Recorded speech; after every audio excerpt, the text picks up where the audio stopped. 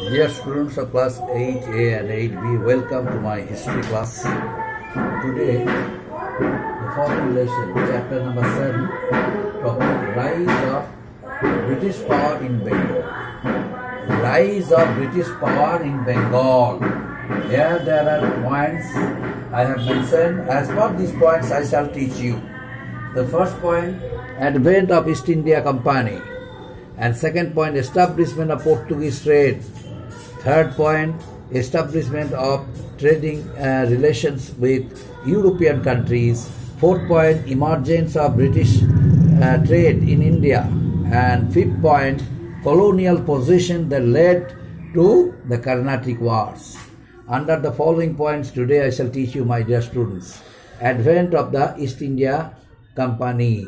You know, in the 15th century, the European countries, in the 15th century, the European countries led to the possession of new lands towards Far East. It was the first step to their colonial expansion throughout the countries of Asia and Far East. It was due to the discovery of the sea route to India by Vasco da Gama in the year 1498.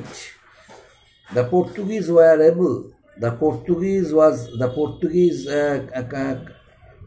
traders were able to establish their trading relationship with our country. They had established their trade in India just from Goa. Goa was their headquarters from where they started trade with our country, India. And afterwards, the Spanish traders also followed the footsteps of the Portuguese. The first Portuguese, and then Dutch, and then Spanish. The Dutch followed the footsteps of the Portuguese, and then the Spanish traders also followed the footsteps of the Portuguese traders. So the three European traders, the Portuguese, the Dutch, and the Spanish, they established trading relationship with our country, and they decided to make their trade monopoly. They started trade with our country without being interrupted by any other European traders. But in course of time, two more European traders came to India. The first one was French, after the Spanish, the French, and then the British. But ultimately, both the two European traders, the French and the British, both of them, by hook or by crook, decided to monopolize their trade without being interrupted by any competitors. That's why there were wars among different European countries, European states, European traders like Spain, like Portuguese, like Dutch, Armenian. So ultimately, out of other European traders, only two traders remained in India and continued trade with our country. The first one was the French, and second one was the British. But the British did not want to leave 1 inch of land for the French. But French also followed the same technique, same method. Naturally, it led to Carnatic War. That's why it led to colonial possession that led to the Carnatic Wars. But before they met against each other for their colonial possession, and also led to the way to Carnatic War, some of them, they established their trading relationship with our country by means of their power, by means of their financial stability. The British at last were able to monopolize their trade with our country. The British decided to access to the large market of India, but they required the help of the Mughal rulers, because that time Mughal rulers were there. Naturally, the Mughals, the first Jahangir did not allow the British to trade with our country because that time the Portuguese were very powerful. But the British decided to teach the Portuguese a good lesson. How? The British brought many warships from their country, and with that they declared war against the Portuguese sailors, Portuguese traders. Ultimately, both of them met and fought against each other, and ultimately the Portuguese were defeated at the hands of the British, and ultimately they got back. On hearing the news of defeat of the Portuguese at the hands of the British, Jahangir, Mughal Emperor Jahangir, now decided to recognize their trading rights, recognize the British to trade with our country India.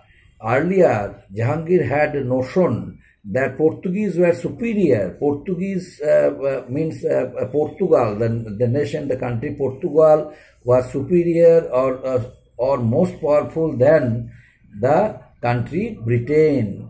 Naturally, he also followed a policy of neutral assessment. That means who was powerful? Portuguese. Who had capability, who had skill to fight and to defeat others? He did not have any knowledge.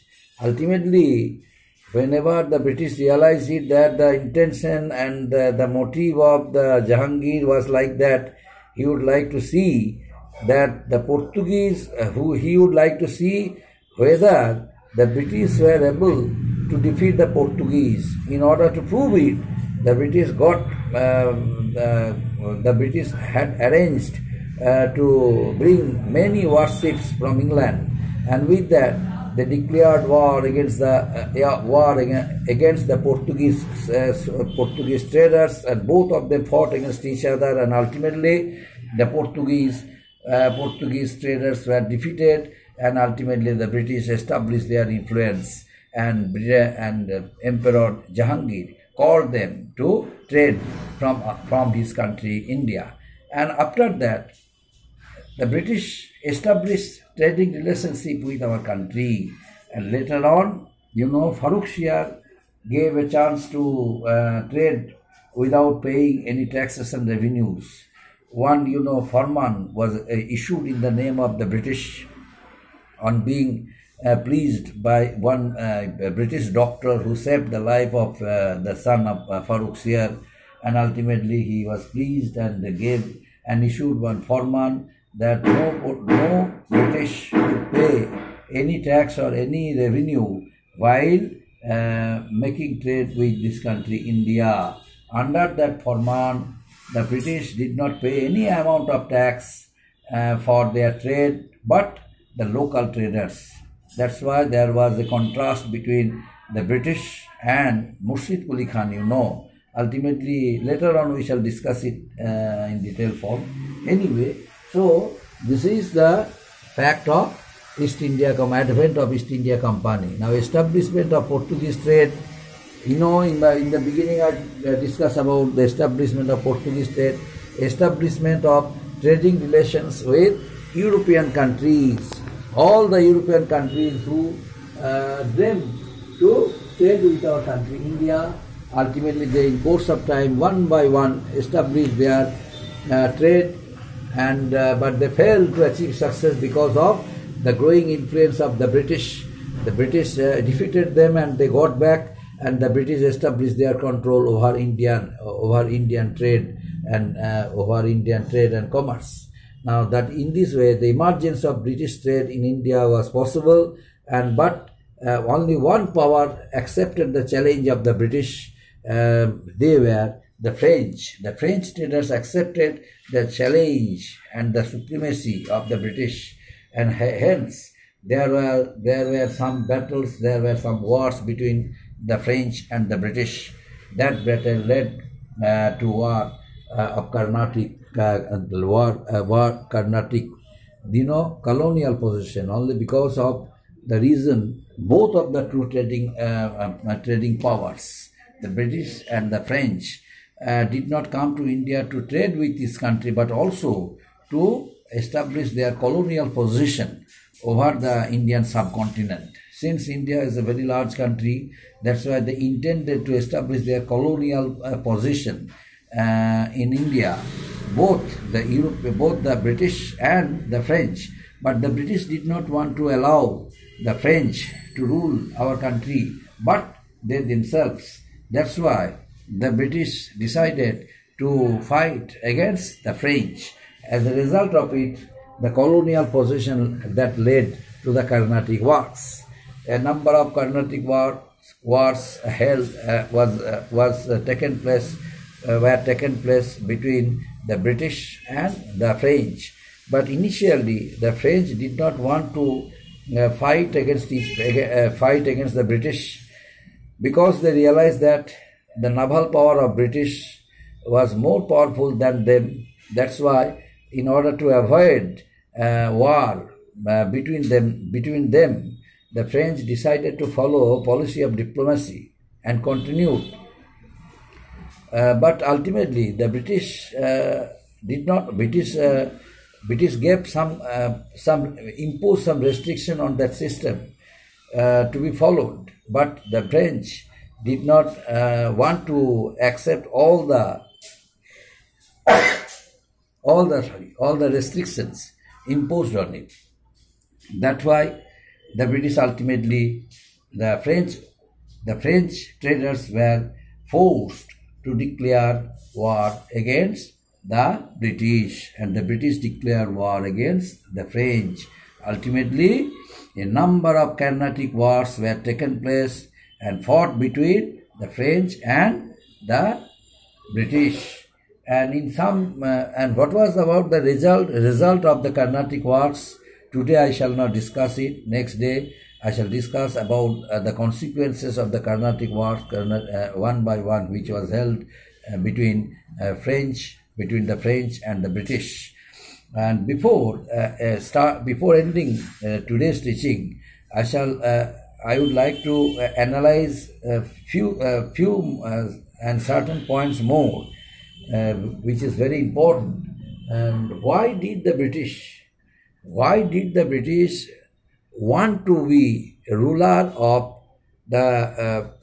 of this country, India? Why did the French decide to rule this country? Whether they had any intention to rule the country, the British who decided to take part in Indian politics, if they had any intention, now I am going to discuss it. The first and foremost point is, both the two European powers, the French and the British, were enemies of each other. In Europe, they fought against each other. So that wave of enmity also reached in Indian subcontinent, where they had come to trade with our country, both the European powers, the French and the British.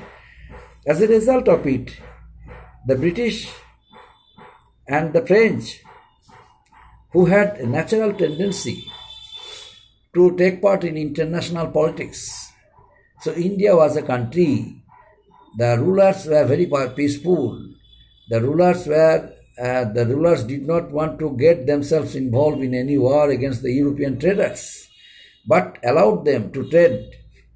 And that's why, and not only that, they also decided to make friendship with both of them.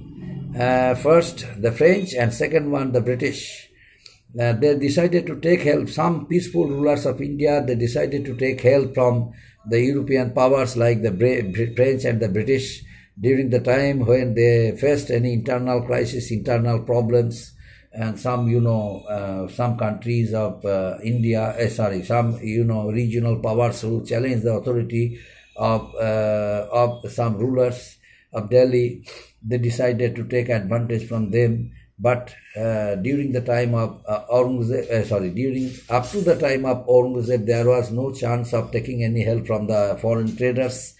But afterwards, they all took help from the French and the British. As a result of it, there came some ideas in their minds whether they should trade with that country or would take part in Indian politics. Both of them decided to take part in the politics of India, in the internal crisis of India. Both of them, the French and the British.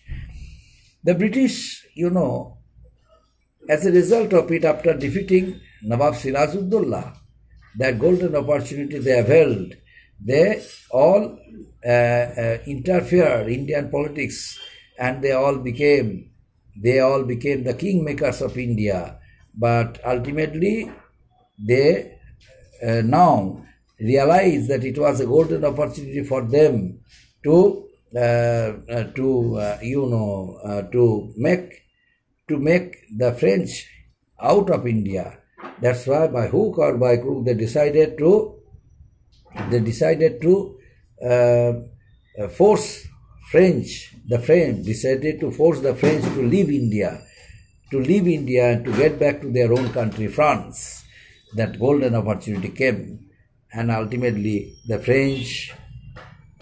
But before that, the Carnatic Wars continued between the French and the British. Both of them fought against each other. And what happened to the France and what happened to Britain, next day I shall discuss. Before that, you must keep it in your mind that amongst all the European traders, European powers, only two European powers established their control over Indian territory, Indian subcontinent. They were the French and the British, and rest of them, they were defeated at the hands of the French and the British, and ultimately they got back.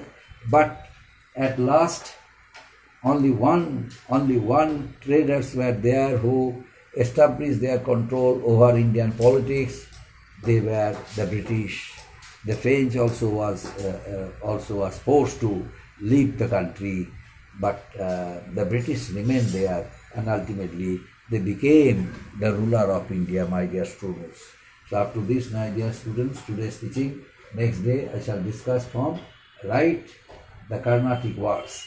These are the subject matter content of the lesson. You have to understand, you have to keep it in your mind, right? And if you have any confusion, any problem, you utilize in my comment box. I shall help you as far as possible to solve your problem. Thank you, my dear students.